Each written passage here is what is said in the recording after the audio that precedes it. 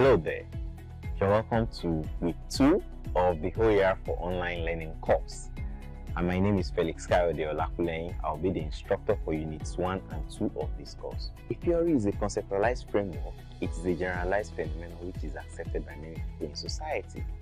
Models, on the other hand, are physical, symbolic, verbal representations of a concept which has been found useful in order to make understanding of something clearer. The main theories of learning that have provided guidance for instructional practice are behaviorism, cognitivism, constructivism, and connectivism. We'll take behaviorism first. Behaviorism emphasizes the study of overt behavior that can be observed and measured. Behaviorists describe learning as a relatively permanent change in behavior, and some of the psychologists that have contributed to behaviorism include Ivan Pavlov, A.L. Thorndike, and B.F. Skinner. The emphasis of behaviorism is on stimulus response. Behaviorists regard learning as a product of stimulus and association. In other words, learning takes place due to presentation of a series of discrete stimuli and resulting responses. Therefore, a learner's response is sometimes connected to a particular stimulus. Cognitivism. The theory of cognitivism is based on the process behind the behavior.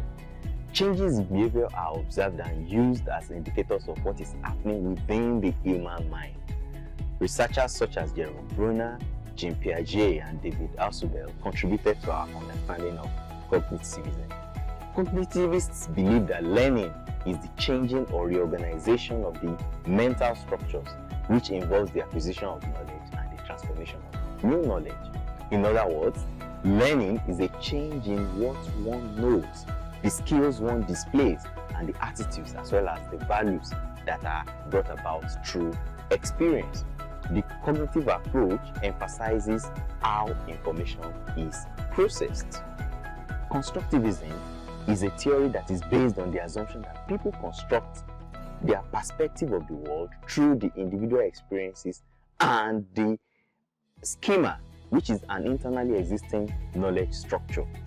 Theories such as Jean Piaget and Lev Vygotsky contributed to the field of constructivism. It refers to a process where the learner is actively constructing both the knowledge acquired and the strategies used to acquire them. The learner constructs a version of reality of his own or her own unique experiences. The basic characteristics of constructivism is identifying the principles of learning and understanding such concepts as zone of proximal development, cognitive apprenticeship, situated learning, and scaffolding. Connectivism is the fourth theory that we shall be discussing in this course. It was advanced by George Siemens, and cognitivism aims to provide a theory that considers how people, organizations, and technology can collaboratively construct knowledge. Connectivism sees learning as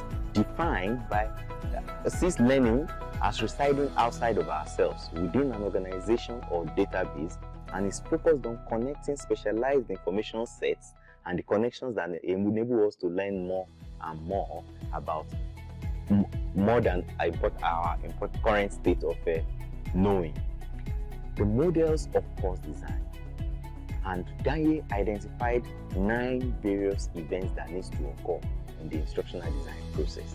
The first is to gain attention, describe the goal and inform the learner, stimulate recall of prior learning, present the learning materials, provide guidance for learning, elicit performance, provide reinforcement, assess performance, enhancing retention and transfer. All these have been discussed in detail in our course material. The Assure model identifies 6 steps that needs to be followed.